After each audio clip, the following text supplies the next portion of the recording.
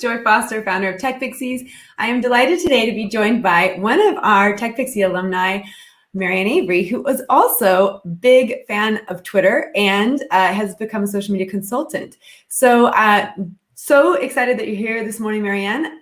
Welcome, and I'm really looking forward to talking about Twitter. So why don't we start by telling your story, how you ended up in the TechPixies community, TechPixies family, and what you're doing now, and why you're so passionate about Twitter. Okay, so hello everybody. I'm, as Joy said, Marianne Avery. You can find me over at Socially Maz on Twitter. So my story, I think, is probably similar to a lot of TechPixies. I was in a role that I wasn't really perhaps being completely fulfilled by, and I worked for a large financial services organization, and redundancies probably came up through restructures every kind of 18 months or so. And I'd always played the safe card. I was a more mature single woman, and I think I just decided that I was just going to stay. But when the last round of redundancies came up, my circumstances had changed. I'd met the love of my life, and my outlook was different. I wasn't the only one paying the mortgage and the bills. So I took a leap of faith and decided that I was going to take redundancy, wave goodbye, take some time out, and decide what I wanted to do, which is very unlike me because I'm usually quite planned and structured. I remember when I told my friends and family, they were kind of like, oh my God, what are you going to do now? I was like, I don't know. It's exciting, isn't it? So I became, as a few of my friends teased me, a lady that lunched. So I spent lots of time catching up with friends, refound my love of cooking. I've got a mature Labrador. Apologies in advance if he starts barking at some point. He's coming up 13, so I spent lots of time walking with him, coffee dates, lunch dates, the usual decluttering.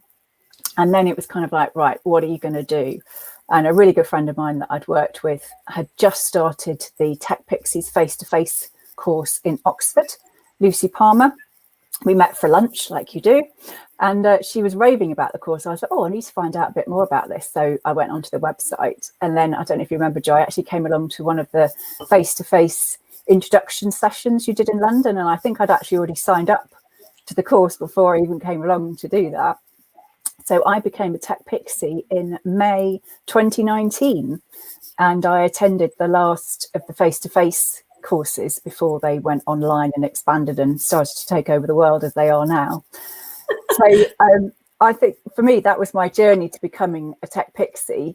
It was it wasn't planned. I just knew I wanted to do something different, but I didn't know what that was. And I was so, I don't know how I would describe it. Lucy was just kind of loving all the coaching. And I thought, right, this sounds exactly what I needed, because I realized that I'd lost my sparkle and I'd lost my confidence. I think because I'd taken the safe path to just, every time there's a restructure, just going with the flow and moving into a new team, a new role, rather than necessarily choosing the role that I wanted. I think it just sapped my confidence a little bit. And I think what I loved about the course was that it was really well structured, and the vision side of it really helped me work out what I wanted and what I didn't want to do. So Teresa talks about, that's the coach, about whether you're in flow and looking back over your life, at what times in your life were you excited, and why was that, and how can you recapture that? And I found that so powerful. So that's a little bit of a, sorry, I'm probably waffling, but that's how I came to be a TechPixie. So at that time it was an 8-week course. So you had your modules that you did at home, and then you met face to face once a week. Sophie Bradley, the lovely Sophie Bradley, was our tutor. So you had the opportunity in a face to face environment to ask any questions. And then next week, the new module was released, and you carried on your learning like that. And I really enjoyed that. And that's where I started to find my tribe, working with a group of like-minded women, all sort of different backgrounds, diverse stories, reasons why they were doing the course. And yeah, we just bonded, and I'm in touch with all of them still now. Well, I love that story. And, I mean, obviously, excuse me, we've evolved so much over the years. And you're right, you were the last face-to-face cohort we worked with, and we were really limited. We could only work with 12 women at a time, and we could only work in 2 cities because I could only literally be in one place at one time, and Sophie was helping me out so that I didn't have to be in 2 cities at the same time. But we ended up, and then Beth came on and did the stuff in Oxford, but the coaching in Oxford. But what we decided to do was move it online, and actually we've been able to work with a lot more women and still find those, the bonds are still happening. I mean, we're still, what we found when we did our research was that the first group of people that did our online program had better results than the first group of people who did our face-to-face program, because we can offer so much more. So, we're excited about the online side, and you've carried on with us. You moved seamlessly online, and you've been a part of that community as well. So, we're delighted to have you as part of that community, and you've become a social media consultant. You were helping out with the ProBiz account, which for a long time was part of TechPixies. We were managing that. So you've really expanded your services. And I think, for a lot of women who are in the TechPixies program, you are a great example of someone who can, take these new skills and then set up your own social media consultancy. And you've done that very, very well. And it's really fun to watch you on the different networks kind of grow into that. So talk to me about your social media consultancy now. How have you set that up? How many clients do you have? What kind of work are you doing? Give us a little bit more information about that. Okay. So after I'd finished the course, I did my CPD, and then I'd very fortunate was doing an internship with ProViz, and they are now one of my clients. So I set up my business in the middle of the pandemic. I've been procrastinating. My husband is a great procrastinator, and I thought, right, no, you need to get on with it. So I officially launched Socially Maz on the 1st of April 2020. So soon I'll be celebrating a 1-year anniversary. Need to plan a little party. So I offer strategy, consultancy, audits, training. I upskilled in Facebook ads as well. So a whole range of services. So I had been doing a lot of one-to-one sessions, but that's a little bit more difficult now. Still do a few of that over Zoom. I have got some financial services clients. I suppose I can't escape after working financial services nearly 20 years. A whole mixture. So sports, ProViz, as you said, a couple of financial services clients, some interiors work, and then the odd consultancy. I've done some freelancing for other social media managers, so some audits, so all sorts of different things. Yeah, when you have a heart for rugby, I think, right? You've always loved rugby, and if a rugby account came your way, you wouldn't say no to that, right? Well, exactly. I do follow. I'm a big Northampton Saints fan, and if anybody checks me out on LinkedIn, I think I put on there that I'm a retired rugby player, so I'm not just there to look at the legs. I did actually used to play myself. Although people don't necessarily believe that now when they meet me, but yes, I did. But actually, I think this is a really important question, because someone who's watching this live, one of our students, Eleanor, she says, did you come into TechPixies with a marketing background, or was it completely new to you? And actually, you came from a customer service background at Barclays. So tell us about what that was like to transition. She asked that. I do have a marketing background as well. So when I was at school, I didn't really know what I wanted to do. And I did my degree in art history. And then I did 2 postgrad diplomas in marketing, one in direct marketing and one in marketing management. But I never actually really used that at work. I worked predominantly in contact centres before I went into financial services, so in outsourcing. So there was always an element of customer experience, customer services, managing clients. So that was always very familiar to me. Then I've worked client side, and I've worked on the outsourcing. So where I'm working with agencies who are I'm providing the service for, and vice versa. But then when I went into financial services, I initially went into new product development. So that did use some of my marketing skills, because you had to develop concepts and create new products. You had to do lots of market research. And that's actually where I met one of the original Oxford cohort, Jill Bartram. So we worked together in the same new product development team. And that's how I actually found TechPixies. So digressing, because I'd introduced Lucy Palmer, who'd done the Oxford course, she'd come back from working overseas, and I'd hooked her and Jill up because they both lived in Whitney. So Jill introduced Lucy to TechPixies and Lucy introduced me. But anyway, so yes, so I did have some marketing training and experience, but latterly I'd worked in customer services in financial services. So where been involved in running the contact centres, and then most recently I'd been running the customer experience program, so Net Promoter Score. So great question, Evan. That sort of gave you a little bit more about my background.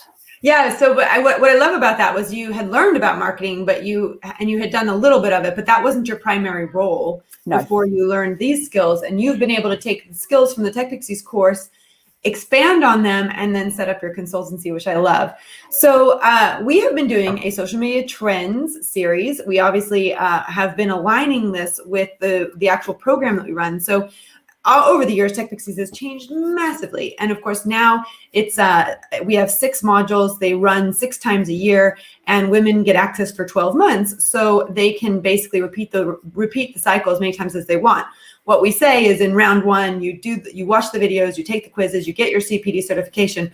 Round 2, you start to go deeper on the social media networks that you want to use for your business or for someone else. Mm-hmm. But because you've learned the overview of everything, then it's much easier to hone in on the 1 or 2 networks that you need. And I have a huge belief that you do not need to use every single social media network, that actually you need to be on the network that your potential customers are on. Mm-hmm. And Twitter is, Twitter is one of those ones where, sometimes I go, should we still teach Twitter? And I interviewed your work colleague, Rachel May, a couple months ago about Twitter and why it is still relevant. And in many cases, I think it is very relevant. Let's talk about the relevancy of Twitter, and let's talk about who should be using Twitter and why it is important still in 2021. Okay, great question. Yeah, and just touching on what you were saying about you should definitely be on the networks where your clients are. I think that's really important, because as a social media manager, you do dabble on all of the platforms because you need to stay fresh on what's happening. But I think everybody has a favorite platform. I've been on Twitter myself since 2009, so an early-ish adopter. So yeah, there's lots of reasons why you should use Twitter. I think it's a really interesting platform. If I just start with some stats, because it's actually quite surprising, there's 340 million active users, and 186 of those are daily users. And daily, I was really surprised when I looked at the updated stats. There's 500 million tweets sent. And the most used emoji is the face with tears of joy. But anyway, so really interesting. A lot of companies do use Twitter for customer services. 85% of recent study says that 85% of small to medium businesses use it to provide customer services. And when I was working in financial services, that was when I first started to realize the power of social media, because it was used both as a marketing broadcast feature to share what was happening. With Barclaycard sponsored a lot of events, there'd be a lot of activity promoting that, but also promoting new products. But it was actually a really growing customer service channel, because a lot of customers didn't necessarily want to have a phone call because they could tweet when it was convenient to them. And we had a customer services team that covered social media channels, Facebook and Twitter, and they were working 24 hours a day. So it was a really excellent way of getting insight around what people think of products, but also servicing your customers. So, but actually, I just want to stop you there, because that's a really good point. Because for small businesses where you don't have a huge number of customers, right? You might just have 10 customers or 20 customers. The customer service issue isn't a big one. However, when you've got millions of customers, which a lot of the big corporates do have, or hundreds of thousands of customers, what Twitter became, and this is such a good point, what Twitter became was a place to actually shout about whether or not they were doing a good job or not. And I think that's where people really started to almost use it to, in some ways, expose the companies that were not delivering what they said they would deliver. And it actually became a place where people could gripe a bit. And I do think it improved customer service in that way, because the companies didn't want people negatively talking about them on social media. That's really, I think you've just like totally brought back a memory about that. I mean, I remember one time being on the Oxford bus into London and the Wi-Fi wasn't working. And I just went on to Twitter and I was like, you know, hey, the bus company, the Twitter, your Wi-Fi is not working. And I got a tweet back that was like, oh, we're really sorry to hear that. We'll do what we can to fix it. But, you know, it was like that instant ability to talk to someone because people want to still talk to someone, don't they? And that is my default. If I've got a need to contact somebody, I had a problem with a courier delivery in the run up to Christmas.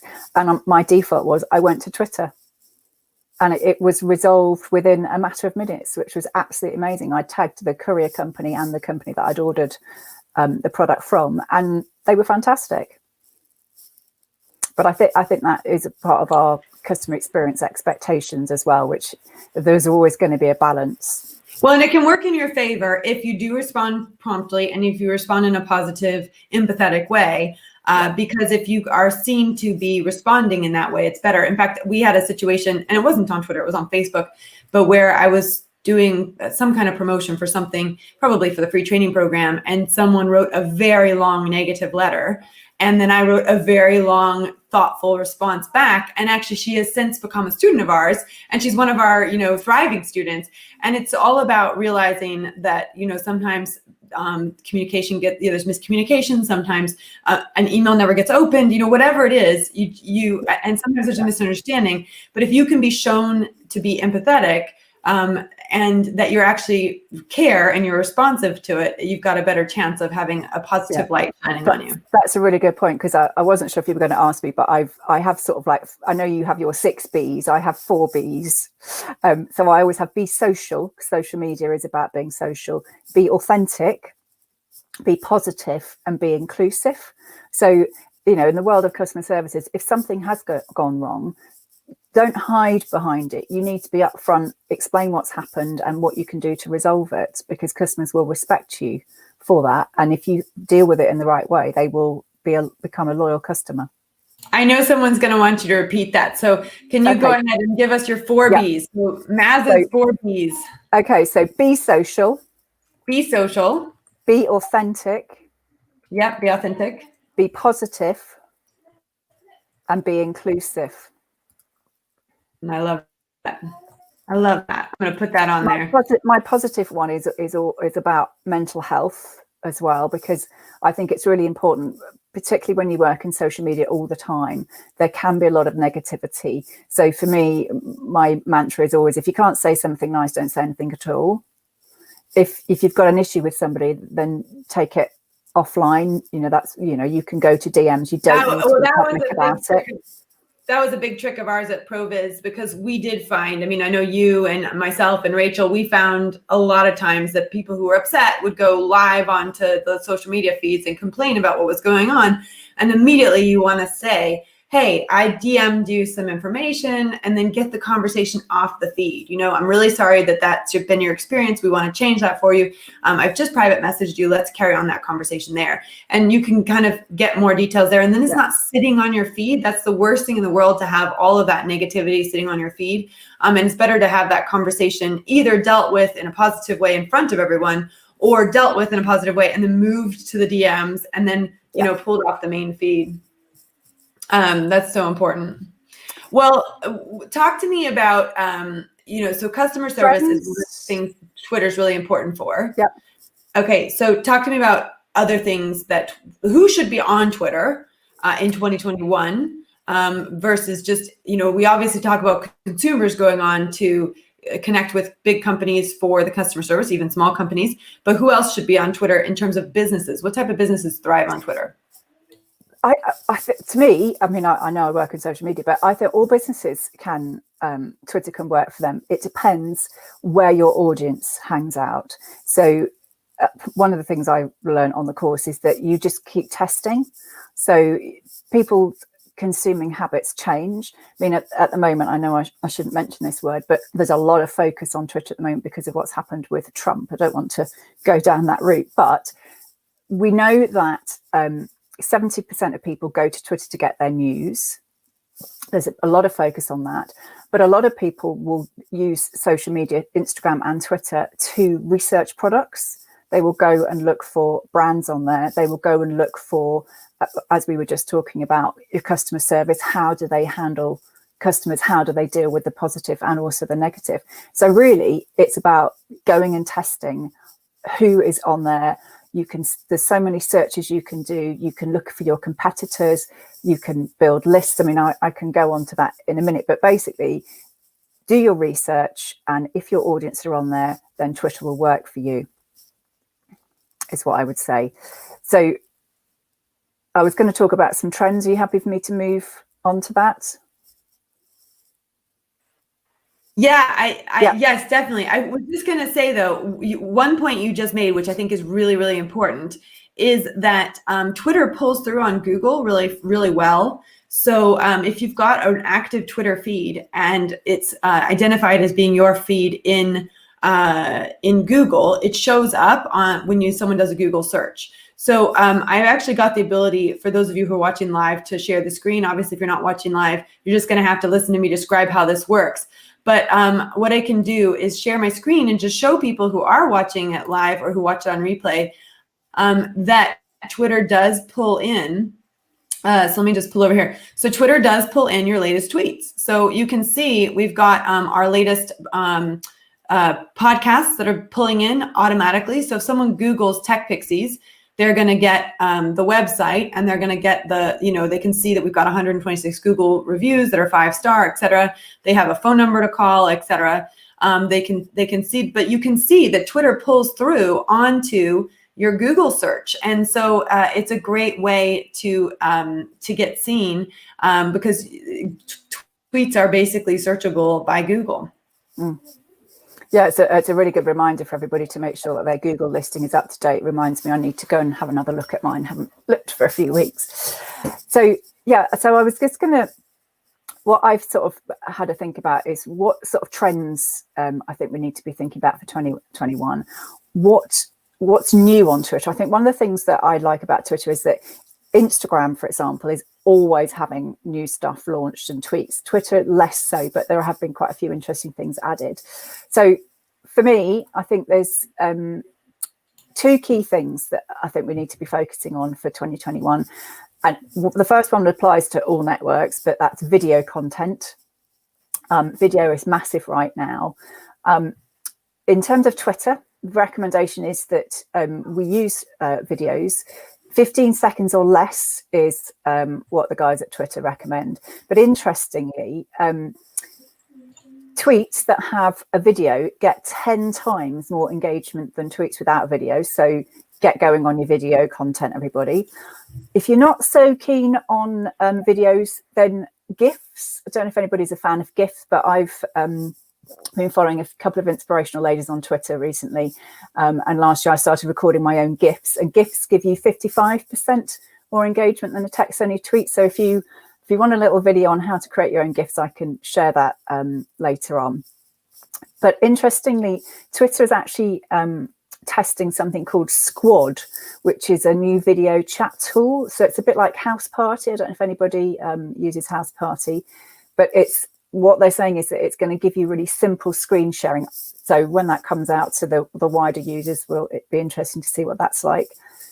Video replies. I got my first video reply at the end of last year, and it's really memorable, or memorable even, that's terrible English, sorry, because it makes you feel really special. So there was somebody I tweeted and they gave me a video message back. So I think that's really powerful. So definitely video. And then the second one that I think is going to be really key this year is audio. So Twitter's testing something called Spaces, which is a new audio-only message for meetings. I don't know about anybody else, but I do have a little bit of Zoom fatigue after all the family Zooms and the quizzes, as well as Zoom for work. Apparently it's a little bit like Clubhouse, if anybody's on Clubhouse yet. That's what they're saying. I don't have it yet, but we'll see what happens. And they've also recently purchased something called Breaker, which is a podcasting app. Joy, I know you're all over podcasts, so I don't know if you've heard of that, but both of those are Twitter's efforts to move into the audio space a lot more. Yeah, let's have just a side conversation right now about Clubhouse, because I think obviously people are going to be asking about it, like, what is Clubhouse and why can't I get an invitation? I mean, with all these things, they're kind of creating the hype by getting the invitation. And I've seen a lot of people jumping on it. But I get what they're doing is Twitter's trying out different pieces of technology, for different types of things, audio, video, et cetera, to enhance the experience. And one of the things I do know, I have always believed, and I think this is a really good mantra for everyone to really focus on, is I am very weary of the shiny object syndrome. And what I tend to do is I tend to let a trend kind of like watch. I kind of let it come out, and then I just watch. And then if I feel like I need to get involved, I get involved. Sometimes I'll get involved just to see what's going on, but I won't roll out an entire strategy on it until I know it's staying. Mm-hmm. So, for example, it's been interesting to watch Reels on Instagram. Yeah. It's been interesting to watch IGTV on Instagram. It's been interesting to watch like guides. And also, with Twitter, they've got a whole bunch of these things like you're talking about. And, there's so many pieces of technology you can use. Obviously, you need to use the best one for you. But I just I let something go out, and then I just kind of sit and watch. And then I make my decision. I might try it out here or there. We know that, like, for example, on Instagram, a lot of women are having great success with Reels because what'll happen is when they introduce a new feature and it takes off, they'll really push that feature out. And so you can actually benefit massively from getting in on the trend. People who got in on TikTok early, they've got massive TikTok influencers, aren't they? So there is an advantage to being an early adapter. I also think there's an advantage to being a slow adapter and to kind of waiting and really kind of saying, how does this help me with my strategy and my bottom line? So but I like what you're saying about audio being something really interesting, because you're right, people do have fatigue. But I think one of the things that's happened is because we're not in our cars anymore, guess what? We're not listening to the radio anymore to the same extent that we were before. And actually now you can choose whatever you want to listen to when you are walking or running or, whatever. And guess what everyone is doing? Walking and running, because we're in the middle of a pandemic and you can't go anywhere. You can't go to the gym. You can't go anywhere else. So it's the only way you're getting out. And a lot of people, I'll tell you one thing I do. I'm not a huge fan of housework, but of course we've got to do it. And even, one of the very first things I did when I got my first paycheck was I hired someone to help with the house. And she's a widow. She has 5 daughters and she's amazing. We're very good friends. And she obviously with the pandemic, she can't come anymore, but we're still paying her as if she was still coming. But then my husband and I've still got to do all the work around the house. But one of the things that I have found that has made doing the house work and this a bit more tolerable, if you will, is the podcast side of things. And I guess the difference is, podcast is pre-recorded, whereas something like Clubhouse is live. And so, you can kind of listen to it as if you were listening to live radio, whereas a podcast is not live in that same sense. So I'm starting to understand. It's only been out for a couple weeks, but and this is being filmed on the 14th of January. So, these new technologies, when they come out, it's like, what is the technology? How does it serve me? And, basically, that's how I'm seeing Clubhouse. It's like live radio, but you can listen to all the people that you follow and love on there. Or you could listen to your friends as well. Just put on their own live performance, but it's all through audio, isn't it? Versus video. Yeah. I found it quite interesting because you can sort of lurk in a room and just listen, and then you can leave quietly without it doing a big announcement. But you can find some quite interesting and random conversations. So my top tip on Clubhouse would be to make sure that what you've put in your bio, it's completely searchable. So I keep meaning to go and update mine, but I need to put in more about rugby, more about dogs, Pilates, because I'm interested in Pilates, and I'm also doing Slimming World. But there's all sorts of random groups that you find, but basically what they call it is your hallway, which is all the different rooms that you can go and look at and listen in, is determined by who you follow. So be mindful of who you're following, because if you suddenly see some random rooms, it's because somebody that you follow is in that room. Got it. Okay, We got a little side tutorial on Clubhouse here. No, brilliant. I think it's important not to ignore new technology. I think it's important not to ignore shiny objects. Yeah. I think it's also important really to sit back and say, how is it useful for me? What am I going to get from it?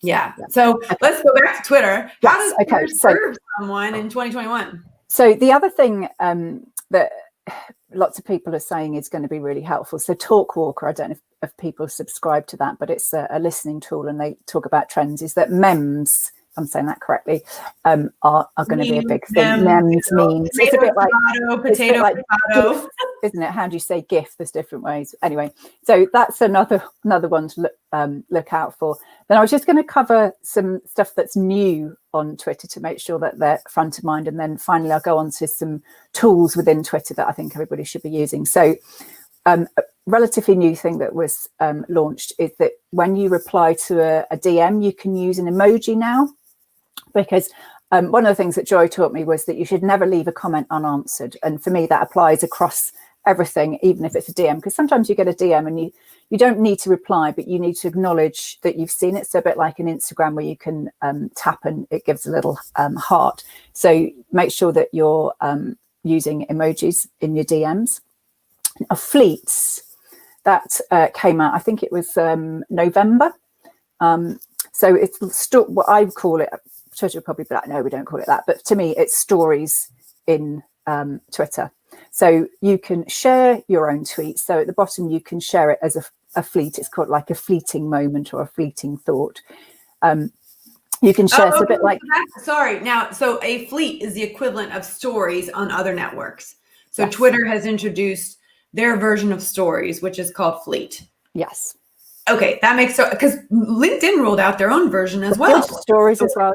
So when you look on your Twitter, at the top, it looks the same. You've got the circles at the top like you do on Instagram, and you do on, LinkedIn and Facebook as well, don't you? So very similar to how you would use it on Instagram. So you can share your post to a story in Instagram. You can on Twitter. You can share your tweet to a fleet.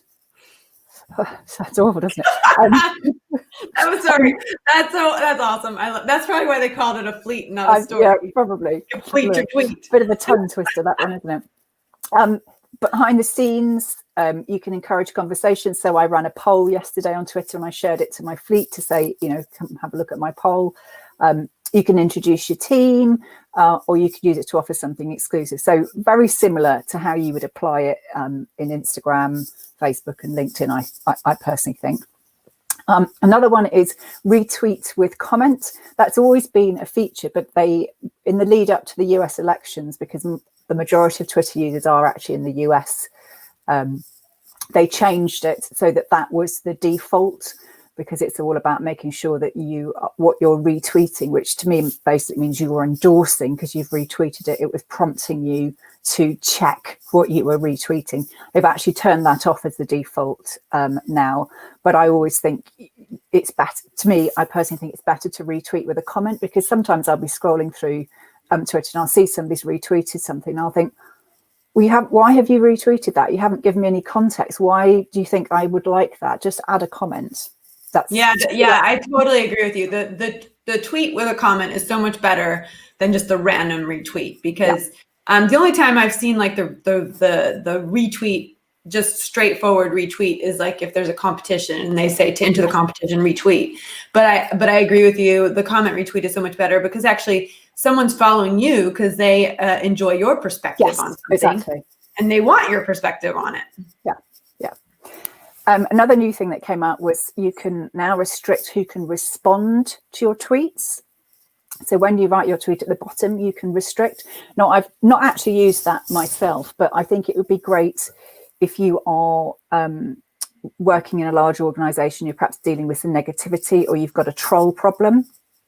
But I think you need to be authentic. So I think there needs to be a balance around that. But that is something new that came out. You can also now...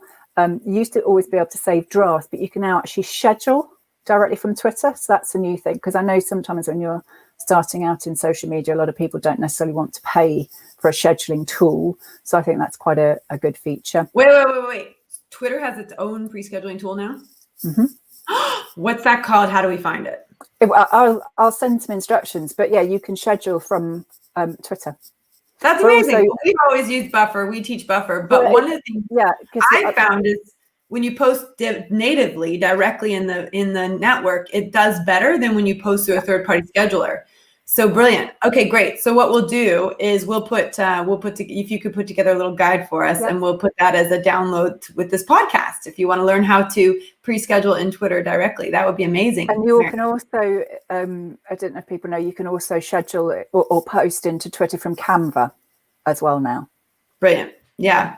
I did know that. I don't love the Canva pre-scheduled posting, but no, I don't use it myself. But it's an interesting mix, because as a social media manager, for me, I like to be able to schedule from one place. I don't want to have to keep going into different places to schedule. So I do wonder if they're probably a bit contentious, but I wonder, because now you can natively do it, whether they'll restrict the external tools. Well, that's what Facebook did, and I think, to be honest, the networks want you to post out of them directly. They don't want you to use pre-schedulers.